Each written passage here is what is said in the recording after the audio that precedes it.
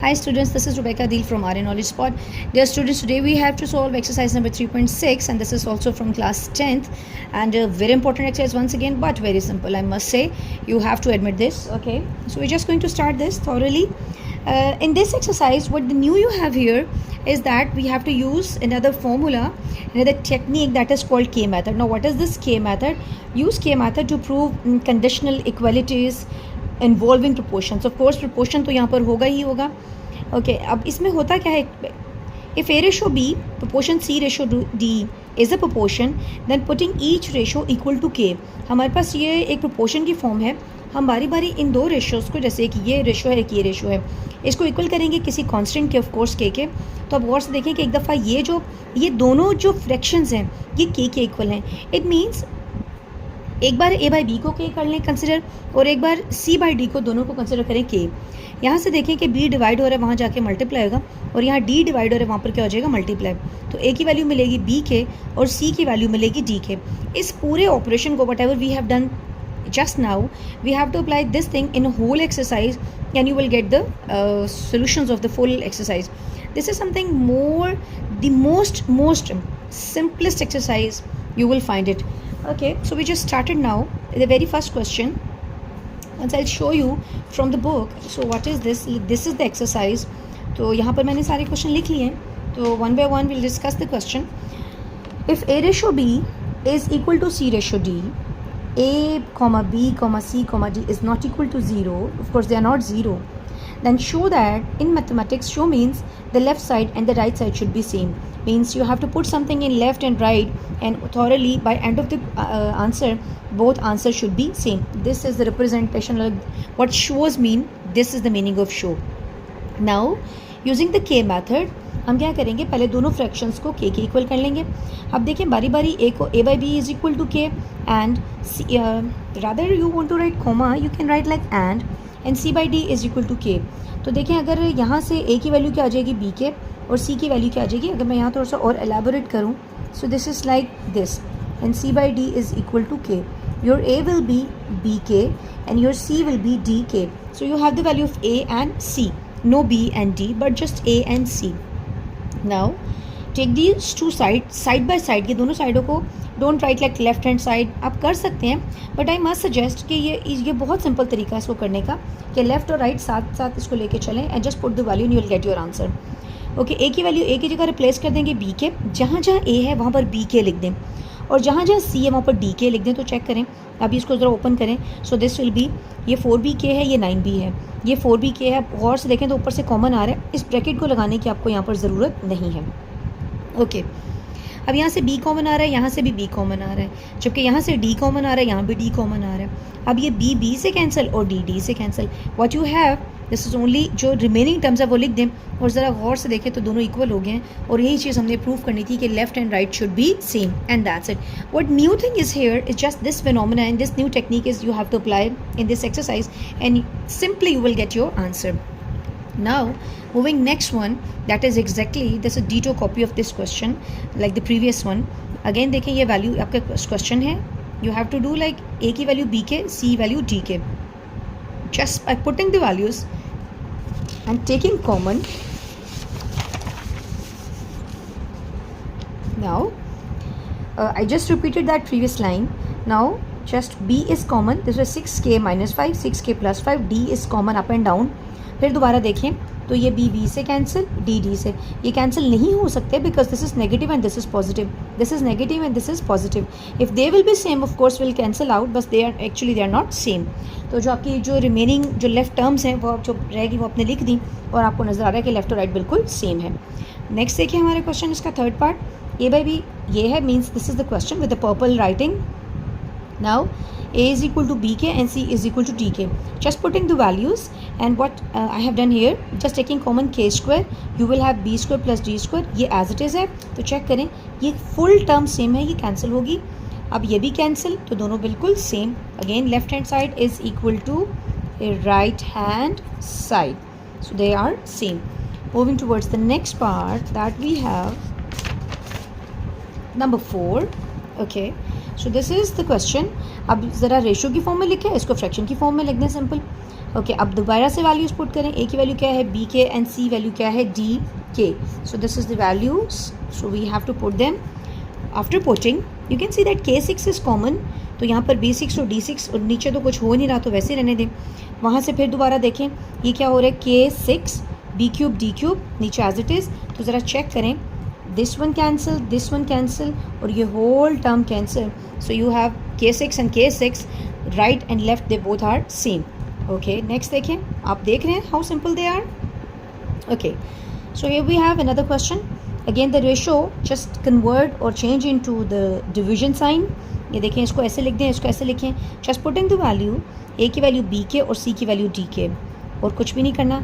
ए की value B K, सी की value D के. यहाँ तो डायरेक्टली के की होगी कैंसिलेशन.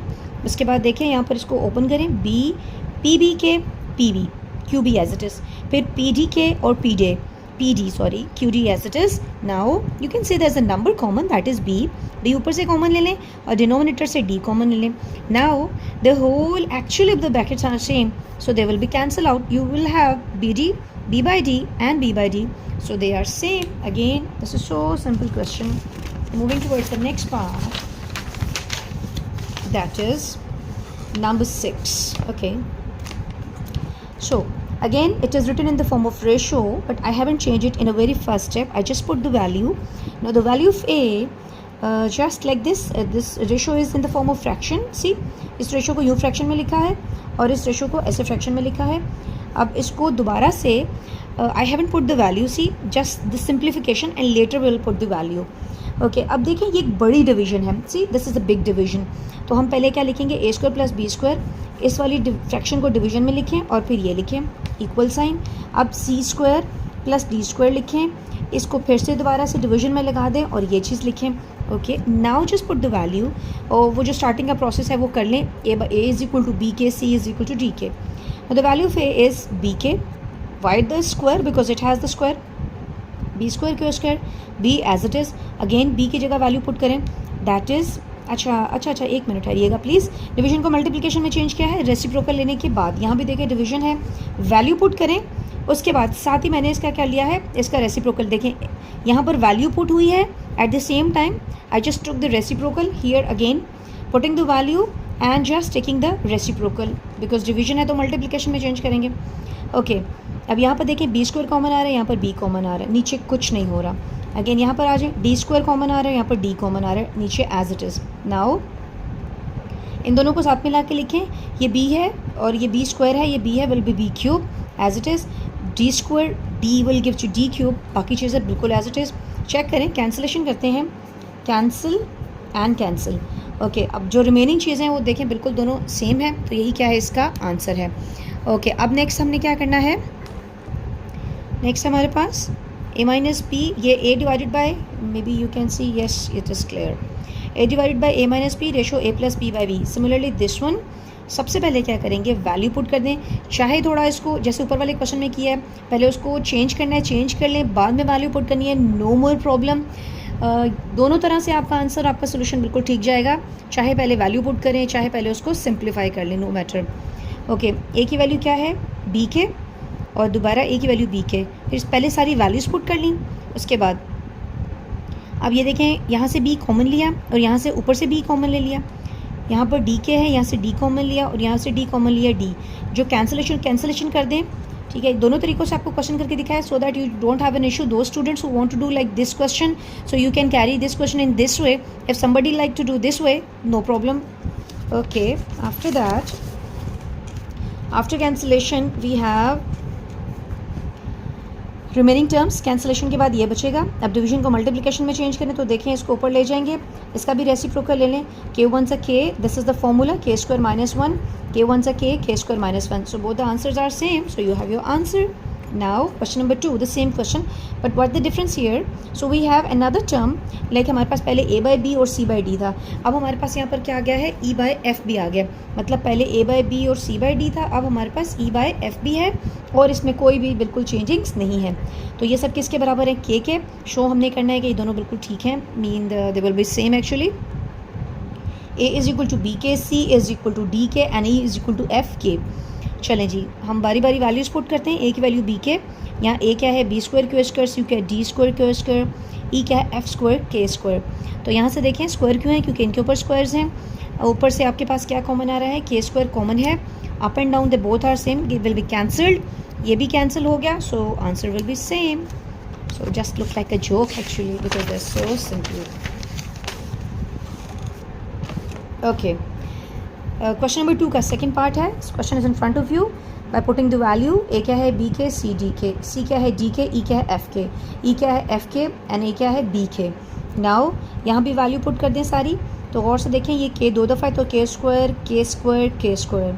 अब यहाँ से के स्क्वायर कॉमन आ रहा है और अंदर ये रहेगा। अब देखो up and down same will be के स्क्वायर। अब यहाँ चलते हैं, after putting the value this is के क्यूब बिकॉज के ये एक्चुअली मल्टीप्लिकेशन हो रही है, सारे आपस में क्या हो रहे हैं मल्टीप्लाई हो रहे हैं। के क्यूब और बी डे ये कैंसिल, डी कैंसिल और एफ कैंसिल, ये कैंसिल हो जाएंगे। अब देखें ये इससे कैंसिल, सो के स्क्वायर लेफ्ट और राइट बिल्कुल सेम। लास्ट क्वेश्चन, ये भी बहुत सिंपल है।